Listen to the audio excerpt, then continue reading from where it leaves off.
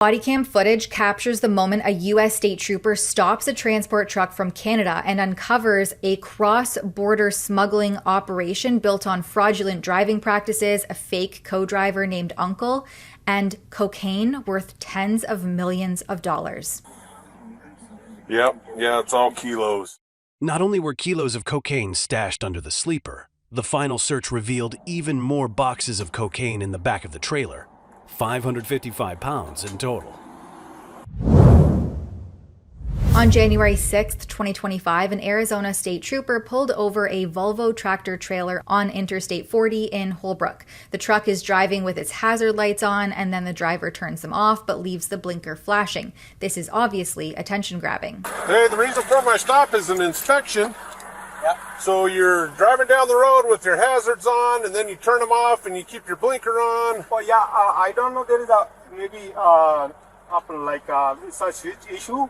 So it's I don't know why it's not offing. So I am going to the Love Stop mechanic. Well, you passed the Loves, and you just passed the TA. There is a one like Indian mechanic. Okay. So he said I can. I did try it. But I don't know why it's not like Okay. Let me get your driver's license and registration information. When confronted, the driver immediately launches into excuses, saying it's a switch issue and he's going to the Loves truck mechanic, except he'd already passed the Loves and the TA. That stands for Travel Centers of America and is one of the largest truck stop chains in the United States, along with Loves and Pilot Flying J. Claiming that he was heading to a mechanic after having passed both Loves and this TA is part of why the story didn't add up from the beginning. So he then tries to claim that he's going to see some Indian mechanic. Watch how smoothly the story shifts. My company called to Loves. He said we have a 4-hour waiting. Okay. So my company said, okay, you can go to like a small shop. They were 2 times and cheaper money. Okay. Yeah. Because love mechanics pay minimum like a minimum hour, 3-hour charges. If your job done within 10 minutes, they charge 3 hours. Okay. By that point, the officer had already asked the driver for the bill of lading, the weight tickets, and his logbooks, and then he starts to review the electronic logging device, the ELD, that's supposed to stop fatigued drivers from, killing people, and that starts to tell the real story. Let me show you on your logbook right here. See this? This is on the 2nd. See this unidentified drive time? See where it says unidentified drive time at the bottom, right here? It's mine. That means somebody's driving the truck, but they didn't tell the ELD who was driving. Yeah, okay? It's Uncle. His name is Uncle. Uncle what? Uncle. I drop his flat stuff. But look, let me show you something. Okay. See this unidentified drive time? From here to here, Ohio, Michigan. Basically from Michigan, the River Road, Michigan, to Ohio right here was unidentified. Even into New York. But the thing is you're in manual mode. So you powered up, you turned the truck on, and you did certifications right here. Okay, because you hadn't showed working for a long time. And then you put yourself on duty, and then the ELD showed driving. Driving, shut down. You shut it down, and then you turned it back on, and then you went into on-duty driving inactive change. At no time did you log out. So if you had another driver, you would have had to log out of the system, and your other driver would have logged in, correct? Into the ELD. Yeah, they have. You didn't do that. You shut down, you powered up, and then you started driving unidentified. This is you. This isn't somebody else. Okay? Then you logged out, and then you logged right back in. Okay? So that's your driving. Let's go to today. See, you got all sorts of problems. Look right here. This is where I stopped you. You're in the sleeper berth. This is textbook fraud. Turning the system on and off, inventing a second driver, hiding the real hours so he can keep rolling past the federal 11-hour driving limit. The exact behavior that leaves drivers exhausted and ordinary families dead on the highway. You drove from Williams to here. Yeah. I don't think you had a co-driver. If I call the company, are they going to tell me you had a co-driver? If I call your boss? Yeah. He'll say you had a co-driver? Yeah. Okay. You're hiding a bunch of hours here. Most would expect a ticket at this point, but instead, it gets worse. On that truck? No. No drugs at all? No. Everything? I don't like Okay. alcohol, no.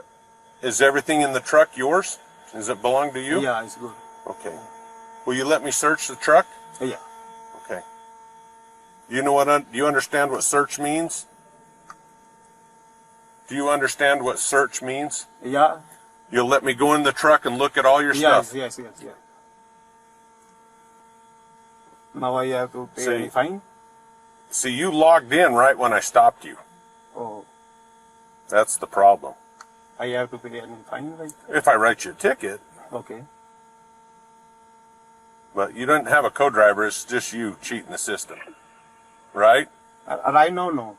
Yeah. Even before, you didn't have a co-driver. Because this all shows that you don't have a co-driver. Okay. Okay, this is a consent to search form that I asked you permission to search all your property, bags, truck, trailer, everything. Yeah. Okay? Read each of these. It's in English. Okay? You read and understand English? Yeah. Okay. Read that, and then your signature there.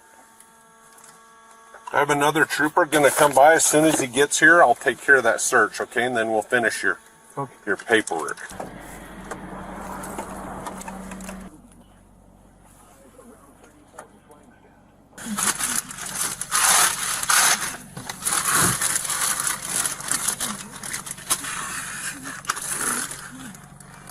Oh boy. There it is. Hidden beneath the sleeper berth are tightly wrapped bricks of cocaine. The trooper searches further, moving to the opposite side of the berth, and the discovery doesn't stop there. This trooper begins opening the produce load itself. The true scale of the operation is revealed. Concealed throughout the shipment are kilo after kilo of cocaine, carefully hidden among the cargo in what appears to be a sophisticated smuggling attempt.